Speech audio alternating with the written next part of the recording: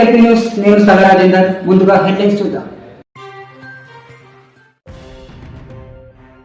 కామారెడ్డి జిల్లా కేంద్రంలోని MLA camp కార్యాలయంలో మీడియా సమావేశంలో ఎమ్మెల్యే కాటిపల్లి వెంకటరమణారెడ్డి మాట్లాడుతూ మున్సిపల్ చైర్పర్సన్ మీద అవిశ్వాస తీర్మానం మరియు నూతన చైర్పర్సన్ ఎన్నిక విషయంపై కామారెడ్డి పట్టణ ప్రజలకు వివరణను మే 14వ తేదీన అవిశ్వాసం తీర్మానంపైన ఖచ్చితంగా చర్చ చేపడతానని తెలిపారు.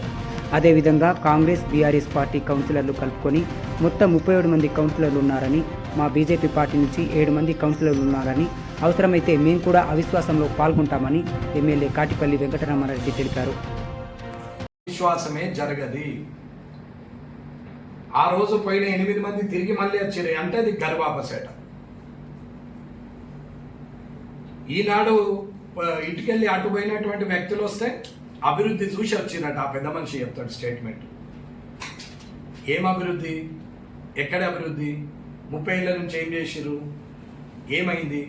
సరే నేను చేయలేదు, రేపు ప్రొద్దున నేను చేస్తానో లేదో కనపడకపోవచ్చు, కానీ మీరు చేసిన అవినీతి అయితే ఉంది కదా, నేను అవినీతి అయితే చేయాలి, తప్పుడు పని అయితే చేయాలి అన్న. మాస్టర్ ప్లాన్ చైర్మన్ కాగానే మాస్టర్ ప్లాన్ చేసి మళ్ళీ మా ల్యాండ్స్ 100 ఫీట్ రోడ్ వేసుకుందామని మీరు అనుకుంటున్నారు అన్న. మీ కళలు కళలుగానే ఉంటాయి.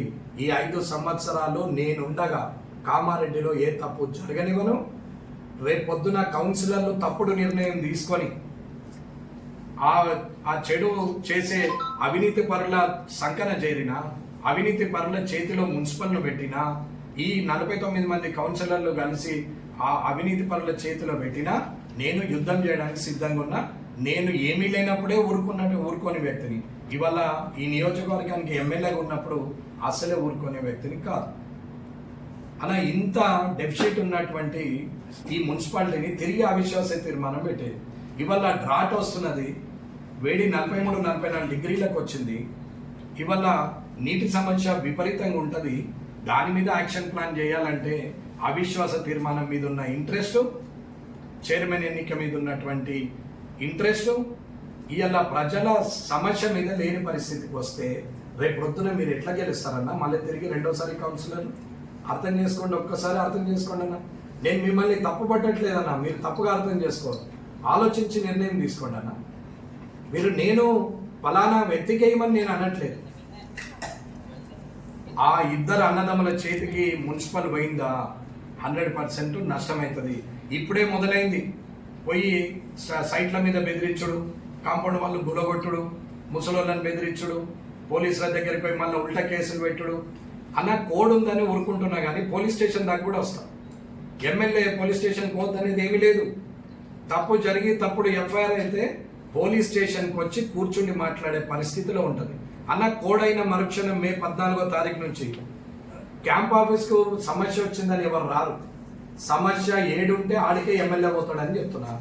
నేను మాత్రం విడిచే వ్యక్తిని కాదు. మీరు అనుకున్నంత అలకగా ఉండదు.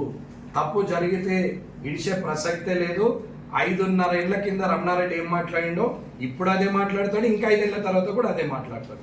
తప్పు ఎక్కడ జరిగితే తప్పు చేసిన వ్యక్తి ఇంటికి కూడా వెళ్తా, అక్కడే పరిష్కారం అవుతుంది అని చెప్తున్నారు. తప్పు చేయాలని అనుకున్నటువంటి వ్యక్తులు ఆలోచించుకోవాల్సిన అవసరం ఉంది. ల్యాండ్ కబ్జాల మీద కామారెడ్డి పట్టణ ప్రజలు కానీ కామారెడ్డి నియోజకవర్గ ప్రజల మీద ఎలాంటి ఒత్తిడి తెచ్చినా ఊరుకునే ప్రసక్తి లేదు.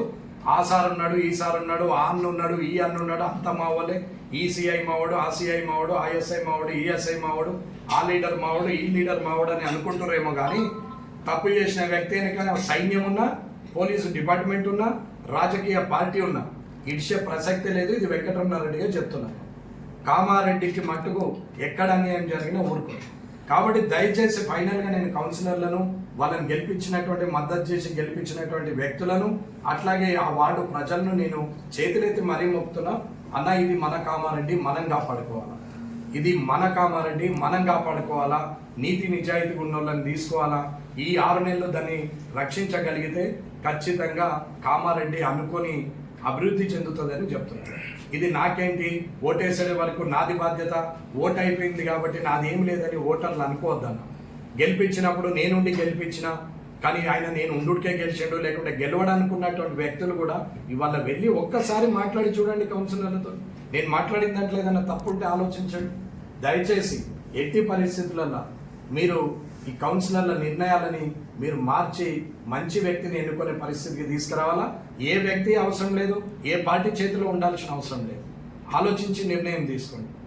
కాబట్టి ఎట్టి పరిస్థితుల్లో కౌన్సిలర్లను మరొకసారి వేడుకుంటున్నా, నిర్ణయం తీసుకోండి అన్న, సరైన నిర్ణయం తీసుకోండి. మీరు 49 మంది ఉన్నారు. మాస్టర్ ప్లాన్ అప్రూవల్ అయింది కూడా మీకు తెలియదు. మీరు 49 మంది ఉన్నారు. ఇందులో 70 కోట్ల అప్పు ఉందనేది కూడా మీకు తెలియదు. 45 కోట్లు జనరల్ ఫండ్ ఉన్నది అనేది, జనరల్ ఫండ్ అప్పుగా ఉన్నది అనేది కూడా మీకు తెలియదు. ఇందులో ఎంత ఖరాబ్ చేశారు, ఏమేమి లేఅవుట్లు చేశారు, అనాథరైజ్డ్ ఎన్ని చేశారు, గవర్నమెంట్ అసైన్ భూములలో లేఅవుట్లు ఎన్ని చేశారు, ప్రజలకు ఎన్ని ప్లాట్లు అమ్మిరు అనే లెక్క కూడా 49 మంది కౌన్సిలర్లకు తెలియకుండా ఖాళీ మీటింగ్లో ఒక ఉత్సవ విగ్రహాలను చేసినట్టు కౌన్సిలర్లను చేసి నడిపించినటువంటి ఈ వ్యక్తులు కాదా ఇప్పుడు ఉన్నోళ్ళు? ఈ 4-5 కాదా?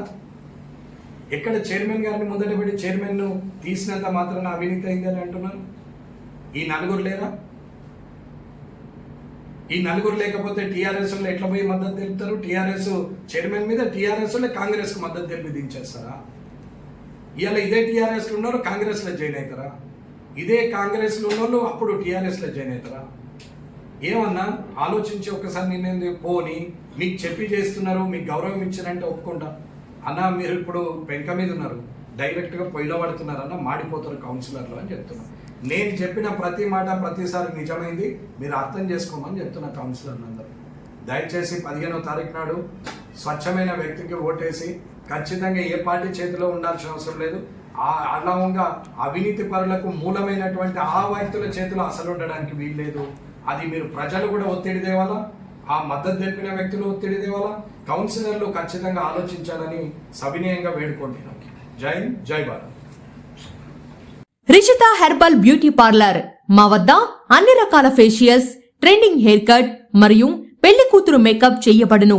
మా address bus stand out gate, new municipal road, Korutla. సంప్రదించవలసిన నంబర్ 9100476724.